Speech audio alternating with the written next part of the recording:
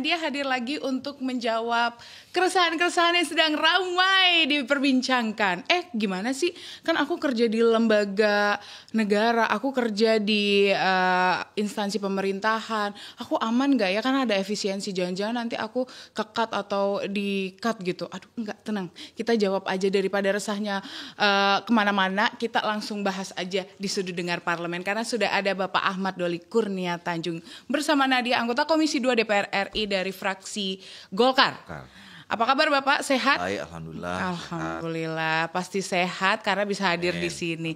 Menjawab pertanyaan halayak ramai di sana. Di beberapa media tuh sudah banyak juga yang menyampaikan kalau beberapa negara juga melakukan efisiensi. Ada Vietnam, ada Amerika Serikat, dan tenaga ASN mereka, istilahnya ASN yang ada di sana juga terkena PHK. Nah, Indonesia seperti apa?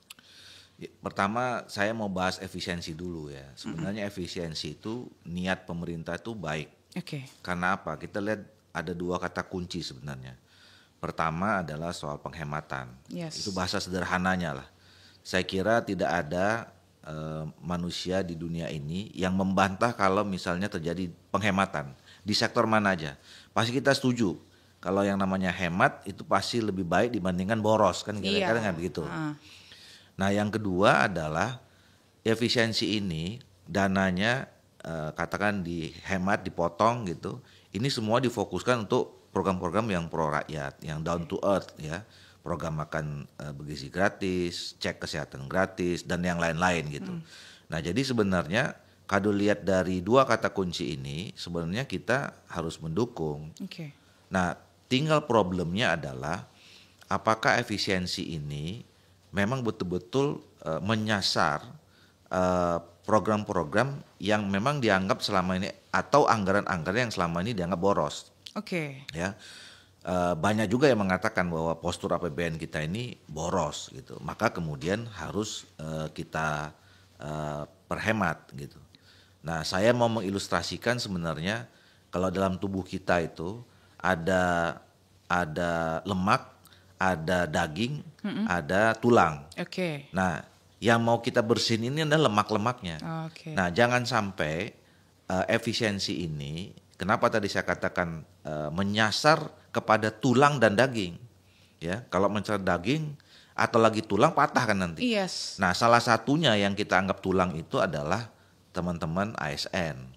Berarti ya, harusnya tidak terkena. Harusnya tidak terkena dan memang sudah di announce sama pemerintah. Terakhir kalau nggak salah saya udah dengar pernyataannya Menteri Keuangan bahwa tidak ada satu ASN pun yang di PHK-kan atau dirumahkan gitu ya, atau malah diturunkan salarinya dalam program efisiensi ini. Nah, tapi kan kita harus mencermati ya apakah memang benar sesuai rencana pemerintah itu ya. Nah, sebenarnya tidak, kalau dengan pernyataan itu, dengan pengumuman itu ya tidak perlu ada yang dikhawatirkan. Walaupun dulu kan ini kan ada dua kali nih peristiwanya. Ya, pertama begitu tanggal 1 Februari ya. dikeluarkan instruksi presiden. Tapi kemudian kan menimbulkan reaksi. Ternyata ada ya, ada yang sudah instansinya mengambil kebijakan dilaksanakan PHK gitu. Ada bahkan mungkin program yang untuk mendirikan sekolah itu dihilangkan, ketahuan. Makanya kemudian harus tiba-tiba ada DPR misalnya, pimpinan waktu itu mengatakan kepada kita di komisi di hold dulu nih pembahasan tentang efisiensi anggaran, untuk kemudian pemerintah melakukan rekonstruksi lagi. Nah, mudah-mudahan hasil rekonstruksi yang kemarin dilakukan oleh pemerintah itu memang betul-betul efisiensinya dilakukan untuk yang lemak-lemak tadi itu, tidak menyentuh kepada daging dan tulang, kira-kira gitu. Berarti ini sedang disasar, mana lemak-lemak yang harus dihilangkan?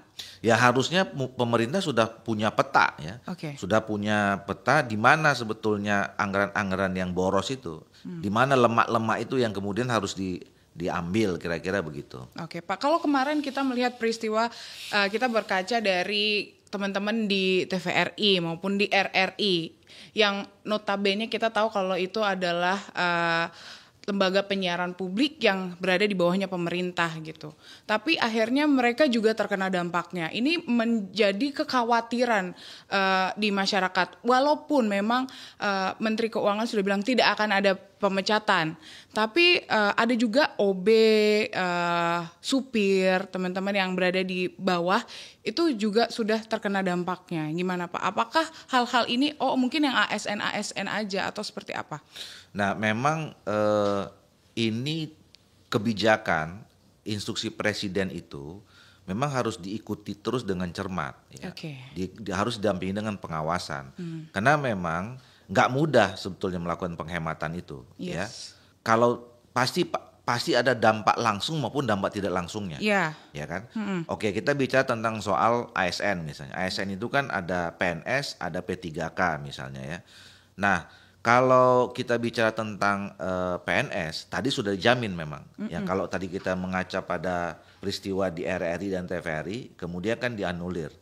Tapi kita bisa mengikuti tuh prosesnya. Kenapa pada saat itu pimpinan TVRI maupun RRI kemudian mengambil kebijakan memberhentikan mereka padahal walaupun kemudian dianulir ya. Iya, iya. Karena mereka juga berpikir bahwa dengan anggaran yang mereka potong, ya mungkin lemaknya udah nggak ada lagi nih.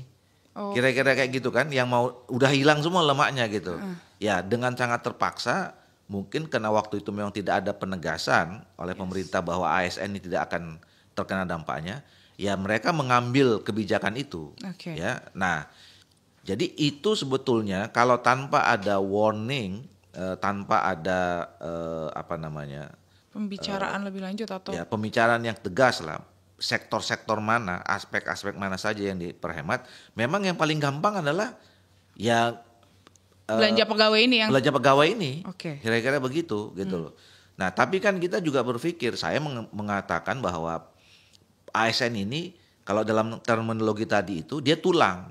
Begitu kita sentuh tulangnya patah, maka kemudian akan membahayakan penyelenggaraan pemerintahan gitu ya. Ya bayangkan kalau tulang kita patah, itu kaki kan nggak bisa jalan, gitu loh. Nah makanya jangan sampai seperti itu. Itu satu perspektif. Nah perspektif yang lain, misalnya kita lihat P3K. Ya, memang P3K ini kan belum tuntas betul pembahasannya atau implementasinya. Ya, kami dulu waktu membahas undang-undang tentang ASN ini. Kan kita minta waktu itu per tanggal 31 Desember 2024 ya semua urusan P3K ini tenaga honorer maksudnya ya harus sudah selesai. Yang waktu itu kita verifikasi jumlahnya 1,2 juta sekian gitu melalui peraturan pemerintah. Nah, saya tidak tahu sekarang ya, tapi sampai kami berakhir kemarin masa jabatan di periode ini itu belum selesai peraturan pemerintahnya. Ya. Jadi pengalihan status antara tenaga honorer yang kemudian kita janjikan akan jadi P3K, apakah P3K penuh waktu atau P3K paruh waktu. Nah ini yang harus kita cermati nih. Saya sampai sekarang belum update sebetulnya. Ya. Yang saya tahu ini masih sporadis. Itu dilakukan oleh masing-masing kabupaten kota. Yang itu juga isunya jadi banyak. Ya, ada yang bilang ngelapor sama saya, Pak, kami udah ikut tes, tapi kemudian nggak ada kabar berikutnya. Kami sudah tes tapi nggak lulus. Lalu kalau nggak lulus kayak gimana? Nah harusnya kan kalau nggak lulus itu kebijakan kemarin menurut undang-undang yang harus diatur dalam peraturan pemerintah. Mereka harus di-terminate dulu di P3K paruh waktu sampai nanti instansi yang berkaitan sudah cukup anggarannya kemudian diproses lagi untuk jadi P3K penuh waktu. Nah ini tanpa efisiensi pun ya kemarin dengan tidak adanya kebijakan efisiensi agak ruwet. Gitu. Nah itu. Apalagi ditambah dengan ada efisiensi. Nah ini yang harus kita coba cermati kira-kira. Nah, padahal itu saya mau menanyakan tapi sudah dicolong dulu sama Pak Doli pertanyaannya di awal. Jadi kita bahas nih. Terus gimana? Padahal perjanjiannya kalau pengangkatan P3K ini bisa asalkan tidak menjadi beban keuangan negara. Dengan adanya efisiensi, terus P3K paruh waktu ini mau kayak gimana nasibnya? Kita bahas nanti ya. Jadi jangan kemana-mana, tetap di Sudut Dengar Parlemen.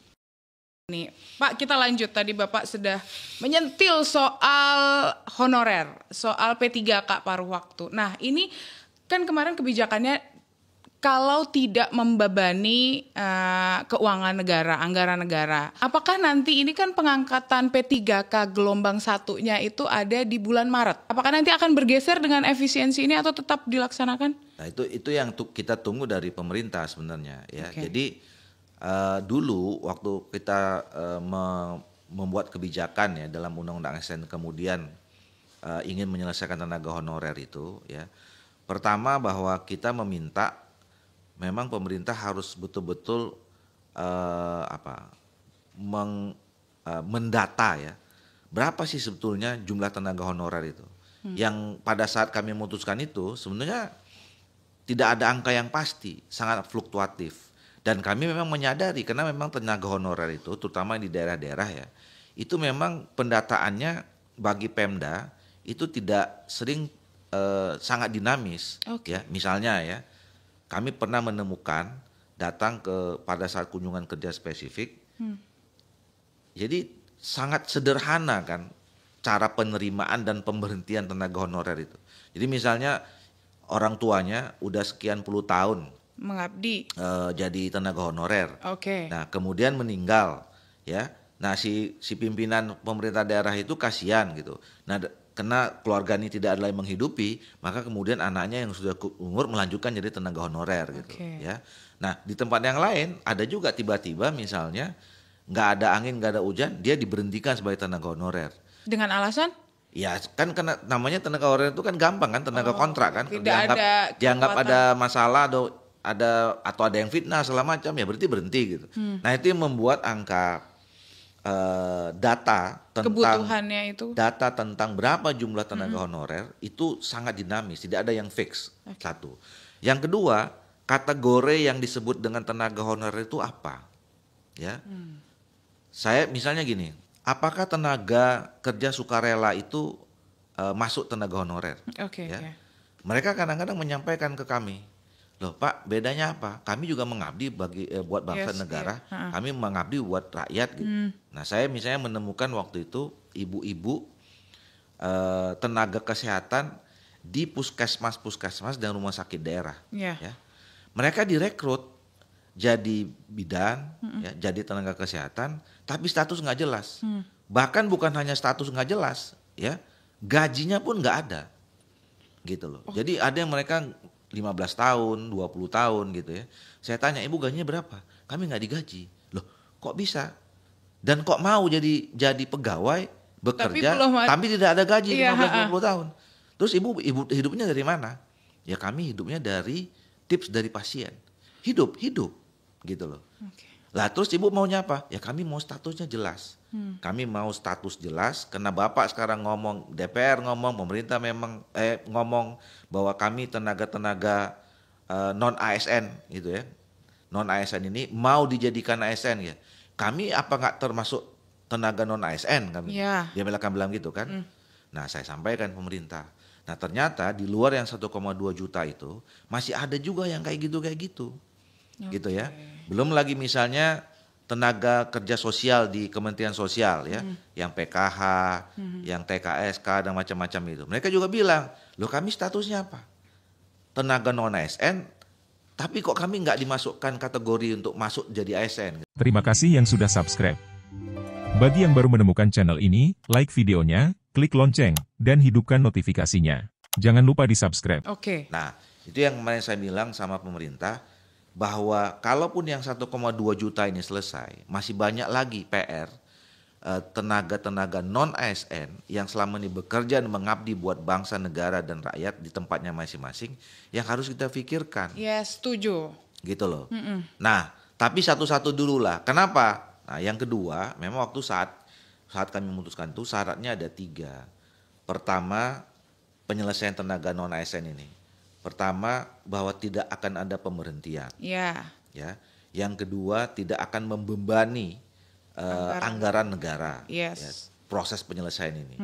Nah, yang ketiga memang harus ada sosialisasinya. Nah, jadi ini yang sekarang Kalau dikaitkan dengan ada unsur tadi soal tidak membebani anggaran negara. negara, ini kan nyambung dengan efisiensi, Yes.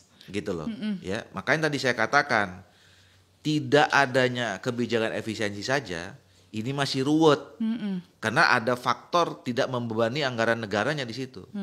Nah, efisiensi ini kan artinya kita melepaskan beban itu. Oke. Gitu loh. Nah, pertanyaannya batas mana ini penyelesaian tenaga honorer ini yang dianggap tidak membebani anggaran negara. Oke. Ini yang saya kira harus dijelaskan oleh pemerintah, khususnya Kementerian PAN dan RB. Supaya teman-teman yang selama ini sudah punya berharap misalnya yang bagian dari 1,2 itu, dia tahu pasti kapan gitu. Ya, kalaupun misalnya sekarang mungkin agak tertunda karena gara-gara efisiensi ini, tapi paling tidak dia tahu kapan pastinya kapan, gitu. Bahwa mereka ini akan bisa selesai. Walaupun saya berharap sebenarnya karena ini bagian dari ASN, bagian dari tulang, harusnya mereka tidak terkena dengan soal efisiensi ini. Oke. Jadi mohon ya untuk PAN RB ini tulang loh ya. Jadi janganlah dipotek-potek tulangnya, kasihan sakit ya kan Pak ya.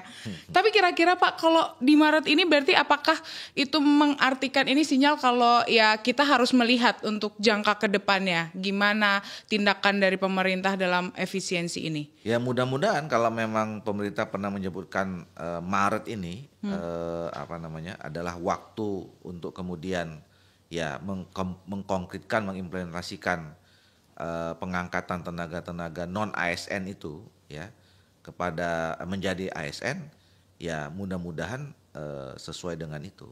Oke, saya mau nanya lagi deh. Kira-kira Pak mau pembahasan sama Kementerian PAN RB-nya kapan nih soal ini? Kan pasti masyarakat menunggu kepastiannya karena yang harusnya Maret ini udah mulai deg-degan, apalagi dengan informasi-informasi efisien. Kalau dari negara-negara lain juga melakukan PHK atau pemecatan ke ASN. Saya belum tahu ya di Komisi 2 pimpinan kapan lagi, tapi saya mendapatkan informasi bahwa Komisi 2 berdasarkan pembahasan dengan pimpinan DPR itu akan merevisi lagi Undang-Undang ASN. Saya tidak tahu isunya apa, ya kenapa dirubah lagi. Malah kan baru kita selesaikan di 2003 gitu 2023. Ya. Ya mudah-mudahan dirubah untuk kemudian memperkuat ya soal keberadaan status Bapak Ibu tenaga non ASN ini, mudah-mudahan ya. Dan saya dengar beberapa waktu yang lalu sudah ada pembahasan di Badan Keahlian Dewan, sudah presentasi juga di teman-teman pimpinan Komisi 2. Ya mungkin ya nggak bisa jadi sudah mulai ada pembicaraan di masa sidang ini, mudah-mudahan saja ya. Dan biasanya kalau Menteri ASN itu Menteri PAN RB diundang, tidak mungkin tidak bicara tentang soal tenaga non ASN. Pasti ada atau mungkin banyak dari semua anggota Komisi 2 itu yang selalu mempertanyakan tentang soal itu. Oke, jadi mungkin buat pendengar maupun pemirsa langsung aja dilihat di YouTube ya TVR Parlemen, dipantau kapan kira-kira Komisi 2 rapat. Nah langsung tune in, langsung dilihat, langsung didengarkan dengan seksama apa pertanyaannya. Mungkin di situ ada jawabannya ya kan. Jadi jangan kemana-mana, tetap di Sudut Dengar Parlemen. Jangan deg-degan dulu, kita ngobrolin yang lebih hangat lagi ya kan. Soal efisiensi ini tantangannya adalah reformasi birokrasi. Bagaimana tetap memberikan pelayanan yang fit ke masyarakat. Dengan kalau kita lihat tuh banyak banget di Instagram spill yang karyawan mana ini AC-nya nggak nyala, nggak bisa pakai lift, ininya udah mati lampunya atau apa. Nah, gimana nanti kalau tidak bisa memberikan layanan prima? Nah ini menurut saya kebijakan efisiensi anggaran ini harus juga menjadi trigger ya buat atau menambah motivasi buat Bapak Ibu yang ada di ASN untuk bisa untuk bekerja lebih baik lagi, untuk meningkatkan performance-nya ya, kinerjanya ya. Karena begini, kalau kita bicara tentang efisiensi secara keseluruhan, pertama memang mungkin anggaran, tapi pada saatnya nanti ya pengalaman di berbagai negara tadi udah disebutkan Vietnam segala macam itu, bukan hanya efisiensi anggaran, tapi juga sampai kepada PHK. Yes. Itu bisa dijadikan sebuah apa namanya ya, ya hampir keniscayaan. Kalau kemudian kebijakan efisiensi anggaran itu belum sampai pada tujuannya, nah efisiensi berikutnya itu adalah efisiensi birokrasi pasti. Yes. Gitu. Nah makanya Bapak Ibu ASN tuh harus siap-siap. Siap-siapnya gimana? Jadi katakanlah sekarang ini kan kita sedang mengencangkan ikat pinggang, gitu ya. Semua harus efisien. Nah bagaimana di tengah-tengah efisiensi anggaran ini, Bapak Ibu ASN itu menunjukkan ya dia harus meningkat produktivitasnya, Kinerjanya kreativitasnya, ya punya inovasi dan macam-macam. Karena nanti pasti akan terseleksi itu. Nah, bagi ASN-ASN yang nanti bekerja seperti biasa saja, ya, atau kemudian selama ini, ya mohon maaf ya, kan juga kita sering temukan ya banyak apa namanya, ya kita ini kelebihan misalnya apa namanya. ASN-ASN itu yang kerjanya belum maksimal, gitu ya, banyak jam yang tidak terpakai untuk bekerja dan segala macam itu. Nah itu lama-lama kelamaan makin terseleksi. Nah apalagi kalau kemudian undang-undang ASN yang kemarin itu kan sudah mulai ada digitalisasi, ya, semua sekarang sudah serba digital nanti, soal pelayanan, soal perizinan dan segala macam itu kan konsekuensinya adalah akan mengurangi manpower untuk kerja di segala sektor gitu.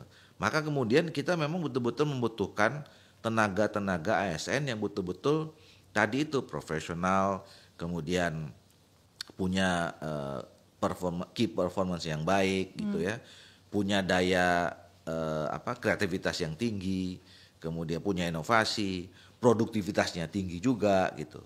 Nah ini yang menurut saya harus didorong. Nah kalau kita bicara tentang reformasi birokrasi, arahnya itu nanti ke situ. Oke. Kalau kita lihat lagi, kalau Menteri Keuangan menyampaikan kan yang dipotong itu sebenarnya kayak perjalanan dinas, ATK dan yang lain-lainnya. Tapi beberapa kementerian masih ada yang kayaknya nggak bisa, ini emang harus dilakukan perjalanan dinas ini. Padahal kalau kita lihat lagi, kita di zaman COVID, dari Indonesia ke Belanda, Indonesia kemana, kita bisa pakai Zoom. Nah untuk hal itu apakah tidak menjadi salah satu sarana untuk bisa dipergunakan dalam efisiensi ini? Iya, jadi itu yang tadi saya katakan, kebijakan efisiensi ini memang kita harus hati-hati. Ya. Penerapannya? Iya, satu nyasarnya kemana? Kemana, yes. Kira gitu kan. Jangan sampai tadi sekali lagi saya katakan jangan sampai ke daging tulang dan daging ya, tolong. Gitu kan. Nah ini memang harus dievaluasi secara terus menerus nih ya. Karena pasti ya yang namanya penghematan itu pasti ada orang yang tidak senang juga, tidak happy gitu ya. Yang tadinya leluasa mengelola program, mengelola keuangan segala macam itu kan jadi sempit gitu ya. Nah itu kan membuat orang jadi ya tidak nyaman lah kira-kira begitu. Nah makanya orang kalau udah sampai batas ketidaknyamanannya main simple aja kan, main jalan pintas saja. Kalau gitu gue pecat aja deh sekian orang gitu kan. Nah itu harus dikontrol oleh pemerintah dan kita semua gitu ya. Nah terus kemudian yang kedua misalnya bagi kegiatan-kegiatan yang memang core-nya itu kan nggak bisa juga. Oke. Ya.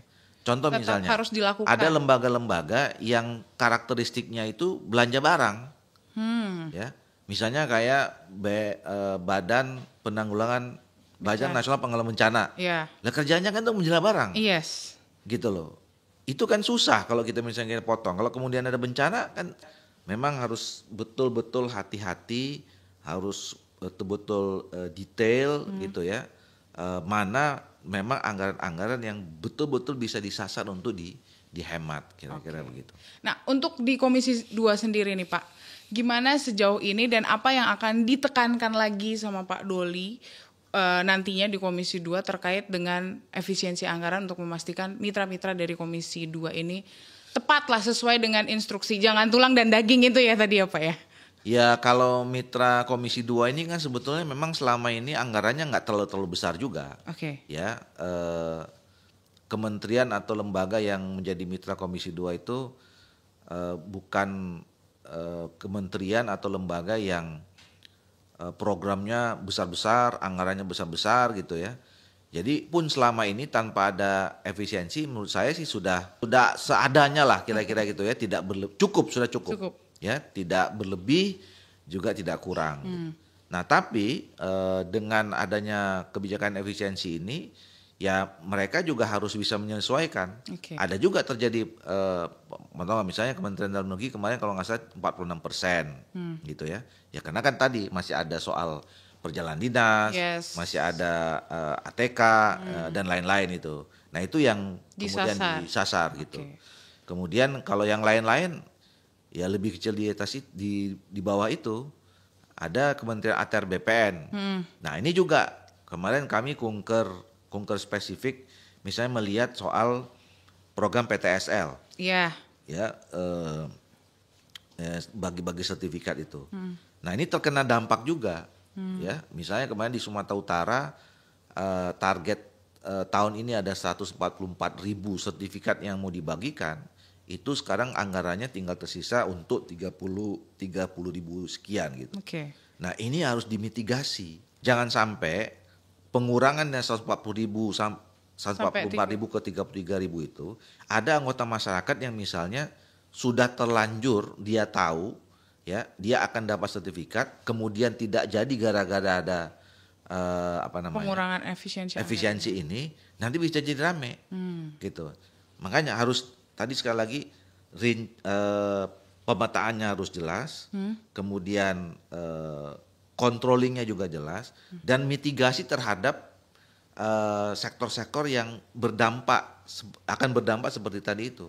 Oke deh, jadi semoga apa yang disampaikan sama Pak Doli ini menjawab keresahan-keresahan ya, kita berdoa sama-sama semoga tidak menyasar ke tulang dan daging itu tadi ya teman-teman. Kita sama-sama ikhtiar, kita sama-sama berdoa semoga on schedule di Maret, atau mungkin kalaupun nanti ada informasi terkait pengunduran, ada informasi secepatnya dari Kementerian Pan-RB. Terima kasih Pak Doli sudah meluangkan waktu di Sudut Dengar Parlemen. Nanti kita undang lagi karena beliau juga merupakan pimpinan dari Badan Legislasi. Nanti kita bahas yang ada di Badan Legislasi.